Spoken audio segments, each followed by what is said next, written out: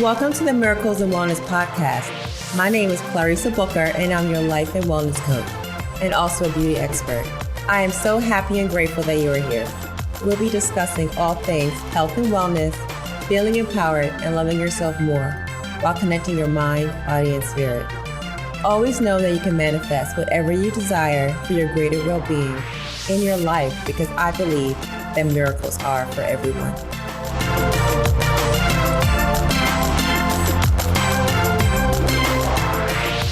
Hello, everyone. Hope you're having a wonderful day today. Today, I have an amazing guest, Miranda Lee, that is joining us. I am so excited. Hey, Miranda, how are you doing today?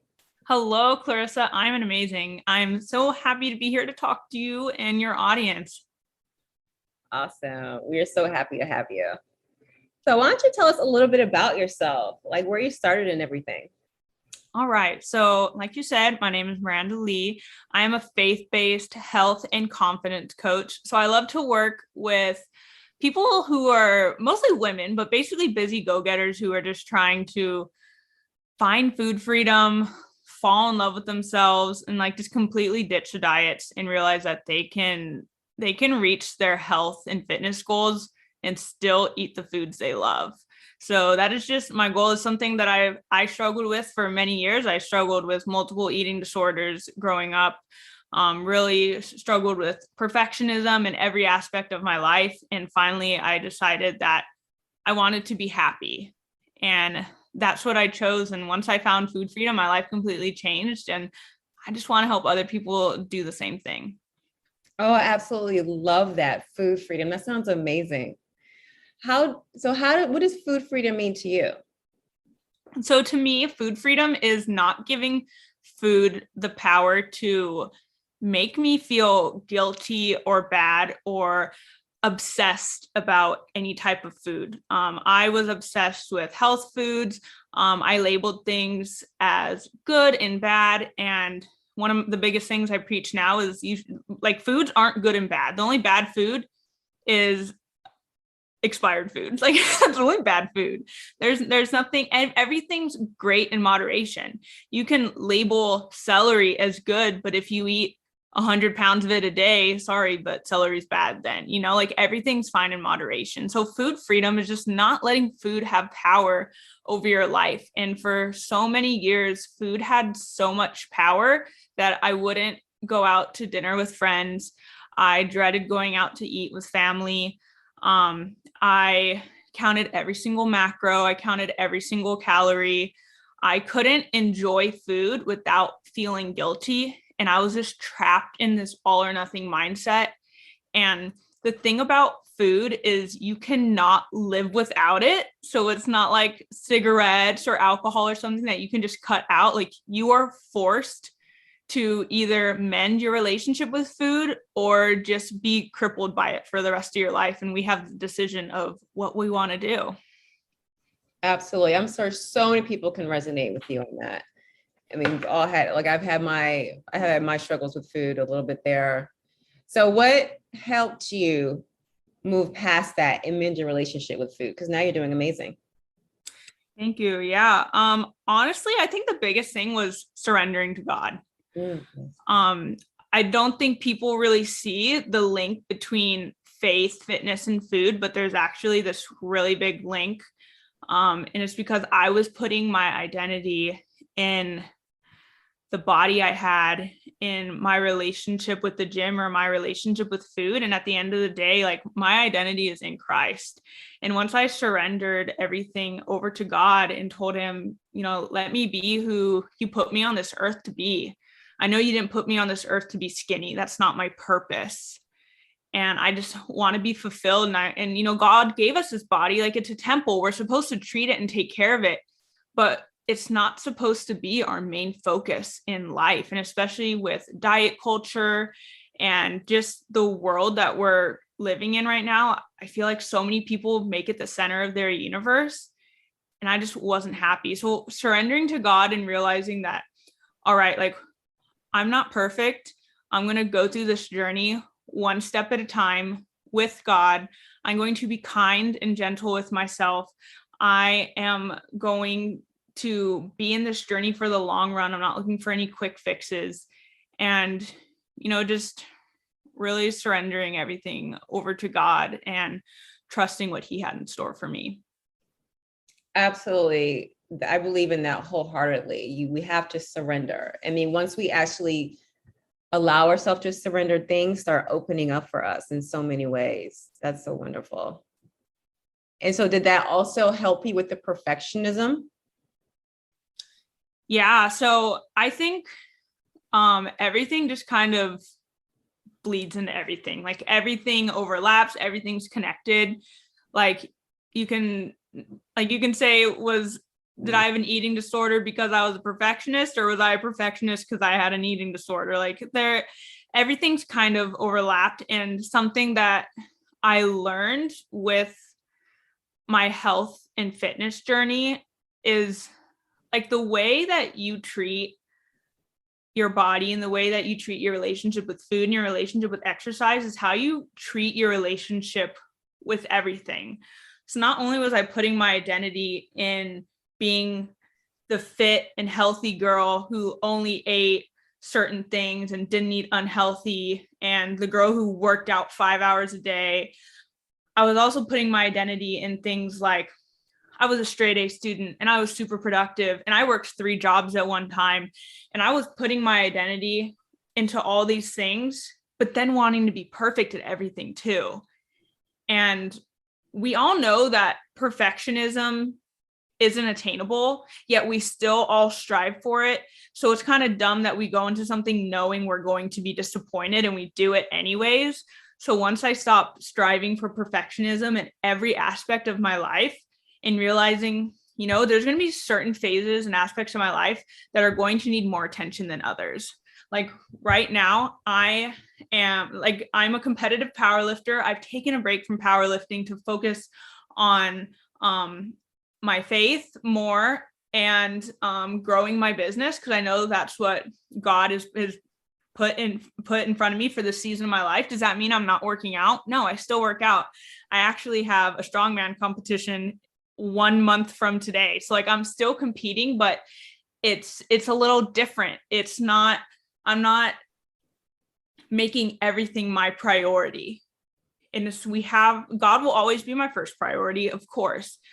But right now, there's going to be different things that are going to come first in our lives. And we have to remember that those are going to change. So if you would have seen me a couple years ago, my fitness was a number one priority in my life because of where I was, that I was really focused on healing my relationship with food and I was so focused on what my body could do instead of what it could look like.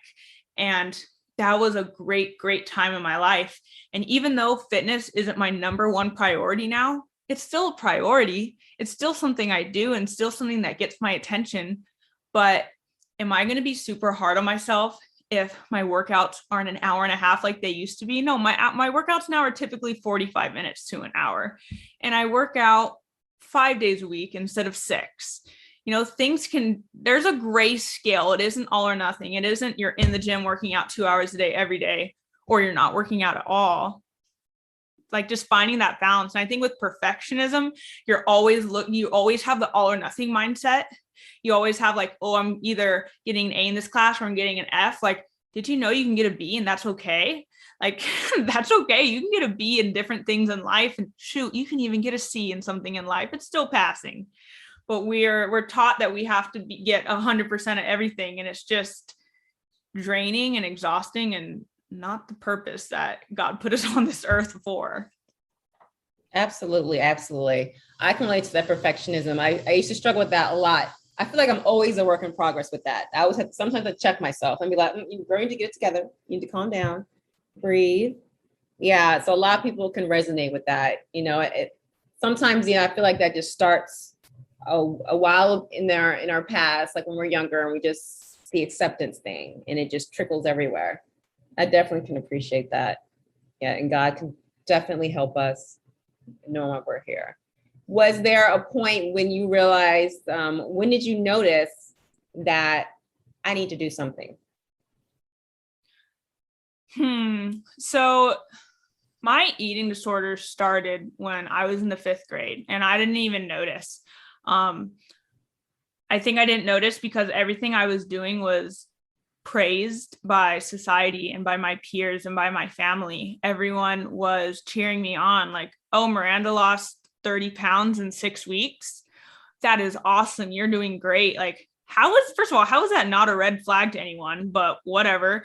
But the way that society is, like, we're always praising people's weight loss and, praising people who are the busier, the better, that they start to feel like that's the only time that they're worthy.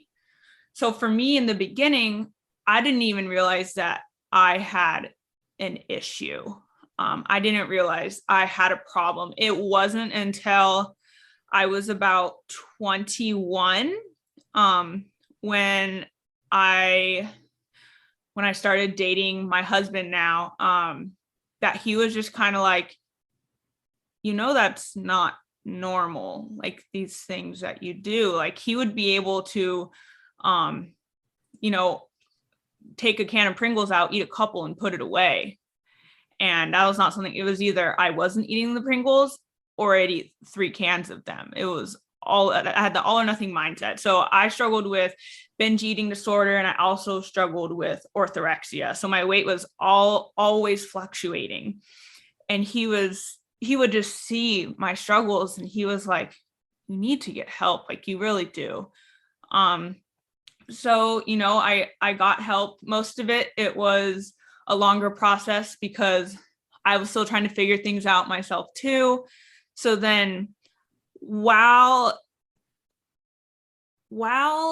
recovering from my binge eating disorder, I kind of put more pressure on my orthorexia. So, it's a process. I didn't just wake up one morning and say, like, I'm going to heal myself from eating disorders. I didn't really realize my struggle with orthorexia until like halfway through my recovery with binge eating disorder. And then it was, this is not perfect. Progress isn't linear. It's going to, go up and down. And I gave myself grace, and I was patient with myself, and I prayed through the way. And I think my biggest thing for whether you have an eating disorder or whether you're just struggling with any perfectionism or anything is I took the time to celebrate those little wins. Like, me and my husband would celebrate. It's always great to have someone to talk to. Like, my husband was the one person I was very open and vulnerable with about my eating disorder, and he did not judge. But there would be times with, like, going out to eat and then coming home. And a trigger for me with my binge eating disorder that I struggled with was going out to eat, eating food that I liked, feeling guilty, and then coming home and binging. And I remember the first time we went out to eat and I came home and I was like, I don't feel guilty for eating chips and salsa at that Mexican restaurant. And I feel satisfied and full. And I went to bed. And that was the first time in years that I came home from dinner going out and didn't binge eat out of guilt. And that was something that could be so small. Like, my husband, if we go out to eat, he never eats when we get home. Like, that's just something normal. Like, he's like, what do you mean? We already ate. I'm full. That's something me and him would celebrate. It was a long process, and it's always going to be something that's like in my brain. It's something I'll always kind of struggle with. Like, I think about it as like my eating disorder is like a big ball in my brain, and over time it's now this tiny itty bitty like little grain of rice. So like it's still there, but like I barely notice it. There'll be hard days where it'll be something that I struggle with a little bit. Yeah, of course. But I went through the healing process, and I can say that I'm in recovery from both of my eating disorders, and I've found food freedom. And it's like, it took me like 20 years to find this food freedom. And now I just want to help people find it in way less of the time, like just to ditch the diets, because they don't have to go through this. You might not have an eating disorder, but you probably you probably have struggled with disordered eating, especially if you're a female at some time in your life. The way that diet culture is and the way that society is, so many of us have struggled with disordered eating. And it doesn't mean you have an eating disorder, but it means your view and relationship with food is skewed and it's a negative relationship. So no matter where you are, if you don't have true food freedom, like that's something you should definitely be striving for, because it is the best feeling ever. Yeah, I do believe, especially women, something has happened to them along the way, because diet culture, it's so in your face all the time. So yeah, and I firmly believe that as well. It's such a process, and everybody has little things that they go through with that. So then the faith definitely helped you. So how do you feel that link, your faith and your health links together? So I think that when God made me, he, says in the Bible, he knitted me in my mother's womb. He made me, I'm one of a kind, and he put me on earth. And I just imagine God is up in heaven and he's with his angels. And he said, hey, look what I made. Like, look how great she is. And I know that for so many years, God was pointing down at me, showing his angels me. And I was just standing there in front of the mirror saying, I hate my body. I hate this. I hate that. And God's just like, whoa. Like, I just put you in that body so you had something to walk around in on this earth. Like, that's not who you are. Like, your body isn't you. Like, when God made me, he didn't just put me on this earth to lose weight. My physical appearance is the least interesting thing about me. And I know that one day when I die, no one's going to stand up at my funeral and say, I'm so glad that she wore a size 8. I'm so glad that she finally lost those last 10 pounds that she's been trying to lose. Like, no one's going to say that. No one cares. So why do we focus so hard on things that literally no one's going to remember us for? Are people going to remember that, I didn't eat that extra piece of cake? Or are they going to remember that I was there celebrating their 50th birthday with them? We were celebrating their 50th wedding anniversary, and we all ate cake together. No one's going to be like, I remember everyone ate cake except for Miranda. Good for her. Like, no one cares about that. No one cares. That's not why God put us on this earth. God wants us to take care of our bodies because this is a vessel. How are we supposed to go around spreading God's word and fulfilling our purpose if we can't keep ourselves healthy and alive? And I do truly believe that when I work out, I'm working out for the glory of God. And because I think God put me in this body that, this body is stronger than other bodies. I truly have the gift of strength when it comes to working out, where I know other people probably have the gift of speed. God did not give me the gift of speed. No. He did not give me that gift. Like, I'm over here like sprinting my 10.5-minute mile. I'm like, whoo, that was so fast. Like, God gave us all these different things in our body, and it's something we should, glorify him by using that. So, I'm strong. I go to the gym and I use my strength to glorify God because God gave that to me. That was a gift that God gave to me. But God gave me so much more gifts that have nothing to do with my body.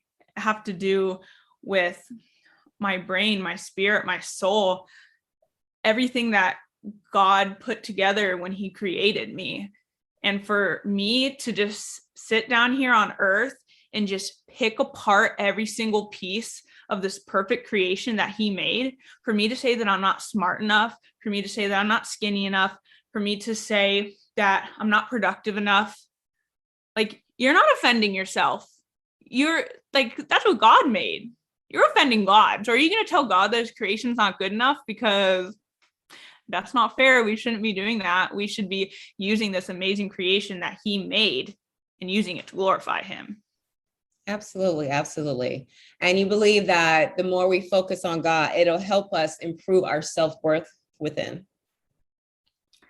Yeah, I think that, like, there is nothing on this earth that can make us worthy. We are worthy because we are God's child. If I work 40 hours a week and you work 80 hours a week, are you more worthy?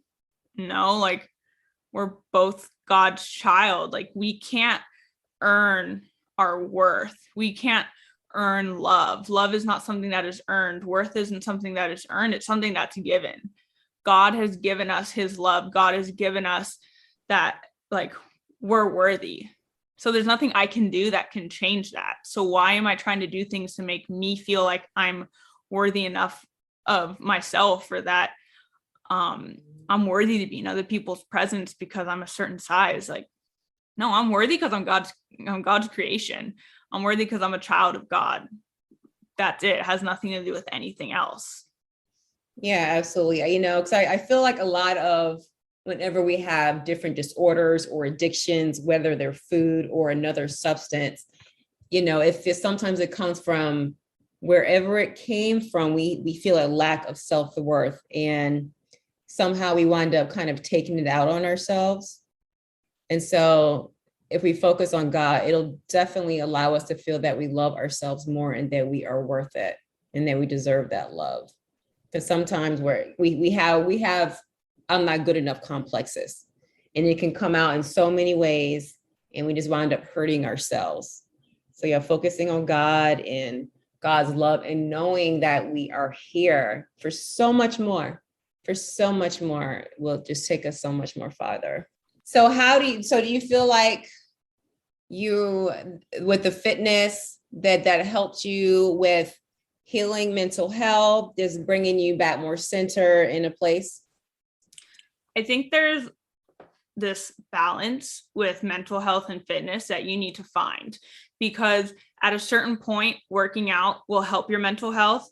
But if you're overworking out, it's hurting your mental health. And I feel like with orthorexia, so for those who, orthorexia isn't as common of an eating disorder that's talked about, but it's basically obsessive calorie counting, obsessive with anything fitness. So overworking out, over calorie counting, tracking every single macro, working out way too much, like to the point where I wouldn't eat carrots because carrots were too many carbs. I would count the amount of carrots, and that's ridiculous. So with orthorexia, it's like, yeah, I'm working out, but at what point is that even helping my mental health? Mm-hmm. I struggled. I still struggle with anxiety. I also have OCD, and I have a tic disorder. So my mental health is something that I really have to prioritize, and everything's overlapped. So when my anxiety gets worse, my tics get worse. And am I anxious because I'm being hard on myself that I didn't work out enough, or am I anxious because I haven't worked out enough? So just finding that balance and being in tune with your body, because like you can tell yourself that you work out Monday through Saturday, and Sunday's your rest day. But what if Thursday comes around and your body's exhausted and you don't listen to your body and you go and you work out anyways? Your body's going to be like, okay, now I'm adding even more stress, and now I'm giving more to your anxiety. Like, that's why it's so important to be in tune with your body, because your body doesn't know what day of the week it is. Your body's not going to be like, oh, it's Thursday, we're supposed to be at 100%, we're not resting for another couple of days. Like 9 times out of 10, your body will be good with keeping up with your schedule, but we need to learn how to take a step back and listen to our body if we need that extra rest. And it just really reflects to your mental health. Like everything is overlapped, like your physical health, your mental health, your spiritual health, your emotional health. We have to stop thinking everything is black and white and just really find that prime area, because how do you know if working out is helping your mental health? Or what if you're at the point where working out's actually hurting your mental health? And that's where I was for a while, where working out was actually detrimental to my mental health because I was obsessed with it, because I was prioritizing it over sleep. I was prioritizing it over, like, there was a time where I remember I woke up late, and this was in high school, and I would always go swim for an hour at the gym every morning before I went to school. And then after school, I'd go lift weights, and then I'd have like 3 different sport practices. And I remember one day I slept too late and I didn't have time to go swim. And I begged my mom to let me skip first period of school so I could go get my swim in, so I can go get my workout in. And my mom was like, what? No, that's not about to go down. Yeah, she was like, Well, and I was like, I was crying. I was like, you don't understand. Like, I have to get my swim in. I have to. And I think she thought about it for a second. And then my dad was like, oh, what? No, like, you got to go to school. I was like, but first period's just theater. Come on. And I was a straight A student. I was not a slacker in school, but I was so focused on like the fitness that it was hurting other aspects of my life. right. Like, I was bawling my eyes out because I missed 1 day of swimming in the morning. Like, a normal person, like my husband would be like, oh, well, try again tomorrow. And like, just it's that perfectionism that just bleeds into every aspect of our lives. Absolutely. The way you do one thing is the way you do everything else. It's because it's your habits, and they just wind up spreading everywhere. And so what do you do now to help you to relax and to help you be more centered for your mental health? Do you have something more relaxing that you do that you incorporate into your routine? Yeah. So just getting out of that all or nothing mindset of like now with cardio, because I know cardio is a big thing I struggled with. Like, I have a treadmill at home. It's a treadmill desk, and I use it just to walk. Before, I'd probably be like, walking, like, what's the point of walking? Like, we need to run, like, uphill. And now I have this treadmill desk, and I'm like, you know what? I'm gonna get on my treadmill desk and I'm gonna walk, and I'll listen to a podcast. I'll scroll aimlessly on social media because I'll give myself permission when I'm on that treadmill desk. And I use that time to really listen to my body. Sometimes I'll be like, you know what, I'm not feeling this. And I give myself permission to get off, and that's okay. And sometimes I'll be on that treadmill desk and I'll be like, ooh, girl, I'm feeling good. Let's crank up the speed. Let's add a little sprints here and there. But I go in with the mindset of, I'm just going here to walk, to get some steps in, to get some enjoyable movement. And if I'm on this treadmill and it's not enjoyable, then I'm not going to be here. I'm not going to be here. Also, just giving myself permission to take additional rest days if I need to. Like, if my body's telling me that it's tired, like, it's okay. It's okay to take an additional rest day. And just remembering that the point of me doing these workouts or eating healthy, it's because I enjoy it. And the old me would be like, all right, like Monday through Friday, you better be on top of it. And then the weekend, like, you can have a little more wiggle room. No, if I want to take a rest day on a Monday, that whole never miss a Monday, okay, like, unless your body says, hey, I need a break, then you can miss a Monday. Like, if my friends want to go out to eat on a Wednesday night, before I'd be like, no, like, I got my meal prep in the fridge. Right. But knowing that I can go out to eat, I can make a healthy decision, and also eat something that I enjoy. Like, I went to the fair this past summer with my parents, and it was my first time going to the fair with complete food freedom. And when you have food freedom, people think that they're just gonna just when they intuitive eat, that they're just gonna eat a bunch of junk food. Like, that's not how it works. We went to the fair. It was time to eat a meal. And I remember I was looking around at all these things, and I was like, the only thing that looks like good is dessert. And that's something I'm looking forward to. But right now I'm craving some nutrients. So I'm not going to go get a burger and fries because I wasn't craving that. There was like this little Greek place that had like this avocado and sprouts, gluten-free, because I'm allergic to gluten, so I had to get gluten-free sandwich with all these veggies. And it was just so nutritious. And my body craved it. I saw it and I was like, heck yeah, like, that sounds good. And I wasn't getting it because I felt obligated to pick the healthy option, like years before, or even years before I'd, bring a protein bar or something, so I wouldn't even eat at the fair. So I ate this nutritious meal and I was like, I feel good. That makes me feel really good. And then a couple hours later, I was craving a dessert from the fair. And for the first time ever, I had a funnel cake I have like these emergency gluten pills for if I ever do eat gluten, which will be like once every couple months. And I was like, this is the time. I've never had a funnel cake in my entire life. Never. So I had my first funnel cake and I ate it guilt-free, and it just felt good. Like, you can eat food for fuel, but it's not always going to fuel your body. Sometimes it'll fuel your soul, and just allowing that.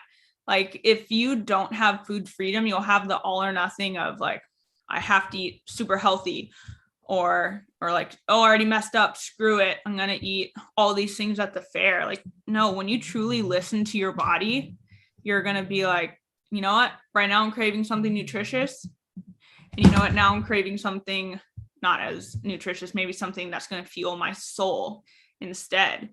And I went to the fair for the first time with food freedom and didn't feel guilt. And I went home and I felt okay. I felt great. And I went to bed.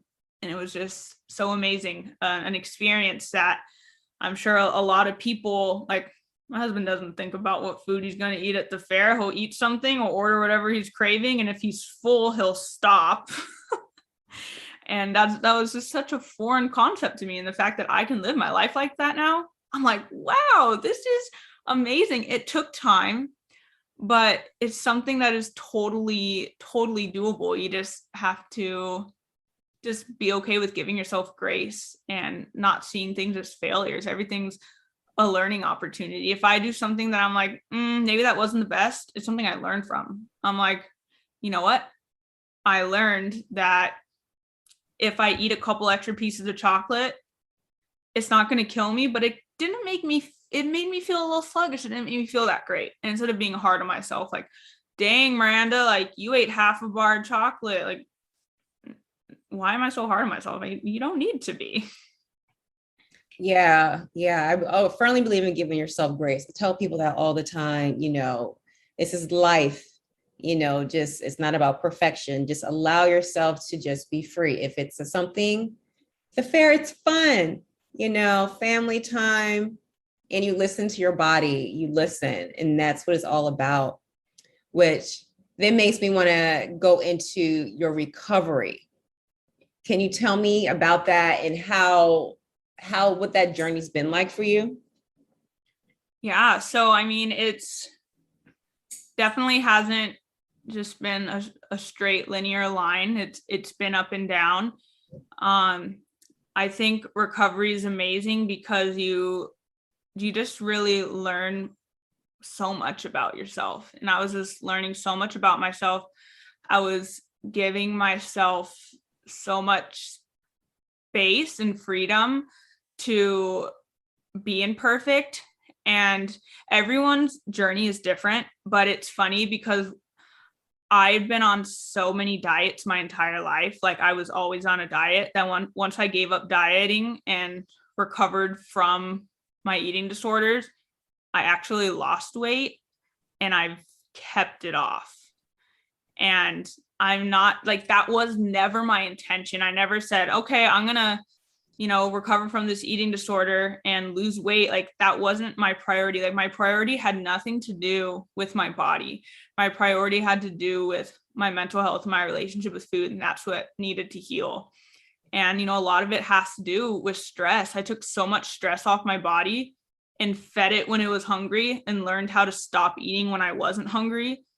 That, like, your body has these hunger cues for a reason. Like, there's these hunger cues that, came in your body when you got it. So, why not listen to it? So everyone's recovery is different and everyone's recovery takes a different amount of time.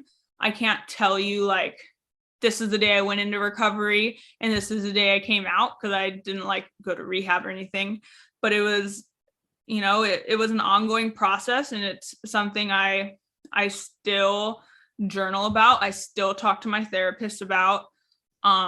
There was a point in time pretty recently where I actually missed my eating disorder, and I talked to my therapist about it, and I was like, it's weird. Like, I know it was bad and I don't like it and it was horrible for me, but like, I kind of miss having it. And she was like, it's completely normal to miss the old you, just because it was a piece of you. And like, I'm a big advocate for therapy, y'all. If you don't have a therapist, you need to get one. I see my therapist every Friday morning, and it's the best thing I've ever done. So just, having that person to just really talk with about your journey, and, to be open and vulnerable, because, I'm a health coach. Why would I ever say I miss my eating disorder? Like, no, it was something that was going on in my brain, and it's something that is completely normal to kind of miss an old piece of you. And I don't miss it now. It was just a weird moment in time. And that is something that's totally normal when you have recovered from whatever your addiction, whatever your problem was, to miss the old you, but to always have someone to talk to and to reach out to, and having that support system. Like, people with eating disorders or whatever their addiction or issue is are normally really good at hiding it. And I was really good at hiding it, that no one knew. No one. Like, my parents are like my best friends, and they didn't know. And it was because I was ashamed of it. And my husband was the first person I was actually vulnerable and talked to about it. And I don't think I could have went into recovery if I didn't let other people in. And over time, like, now I'm super, like, everyone knows my story if they, listen to my podcast or do coaching with me, because I'm very open and vulnerable about it now, because it is a piece of my journey. And I do think that God put me through this struggle so I can help others. But it's just surrounding yourself with the right amount of people, with the right type of people, and allowing yourself to be vulnerable and open and not be ashamed of who you are. And that's the only way you can't recover if you aren't being truthful and honest about where you currently are. And we just can't be ashamed of that. Absolutely. Everybody has a story, and being able to acknowledge that and share that are big steps. And then you help others as well. What are some tools that you do that help you? You did mention journaling. I'm a big journaling advocate. I absolutely love journaling. Is there anything, what else do you do? Okay, so some of my biggest things is, like I said before, celebrate little wins. Mm-hmm. Your brain listens to you and what you say. So when you are telling yourself these little wins, that's going to motivate you. Imagine, like, let's say you have a kid and you're teaching your kid how to ride a bike, and they get on the bike and they keep falling off. And you're like, you suck. You're bad at riding a bike. Wow, you're never going to ride a bike. Your kid's going to be like, okay, yeah, you're right. Like, let's go home. Like, this isn't fun. Like, that's not how you motivate your kid to ride a bike. But when your kid gets on a bike and they fall off, you're like, wow, look how far you went. You went one more foot than last time. Look at you go. You got both feet on your pedals. Look, you caught yourself when you kind of tipped over. You didn't fall. Like, you're motivating your kid, and they're just learning how to ride a bike. Like, they'll go like 1 foot and you're like, yeah. So if you don't hate your kid into learning how to ride a bike, why would you hate yourself on your health journey? That's not going to motivate you. We think that we can hate ourselves into loving ourselves. We really do. We think if we're just hard enough on ourselves and keep pushing ourselves and keep saying these mean things, looking in the mirror, like that's going to motivate us to love yourself. Loving yourself is a journey. So I think my biggest thing is, like I said, celebrating your little wins. That's really going to motivate you. Retraining your brain with what you say. If you look in the mirror in the morning and say, like, I'm looking a little pudgy, or these thighs are a little big, like, your brain's going to believe it. Like, you see these people who struggle with like extreme eating disorders who are like 70 pounds and they still think they're fat. They're not fat, but they've trained their brain to believe that. So no matter where you are in your health journey, if you look in the mirror and you say negative things, you can be 500 pounds. And when you look in the mirror and you tell yourself you are beautiful and you are worthy the way you are, you're still going to love yourself. You can still push yourself to reach whatever health goals that you have. You're just because you look in the mirror and you love yourself and you accept who you are, that's not going to mean you're going to let yourself go. It motivates you to keep wanting to be better. So, just retraining your brain with positivity. Stop trying to hate yourself into loving yourself. And then what I said in the very, very beginning is stop labeling foods as good and bad.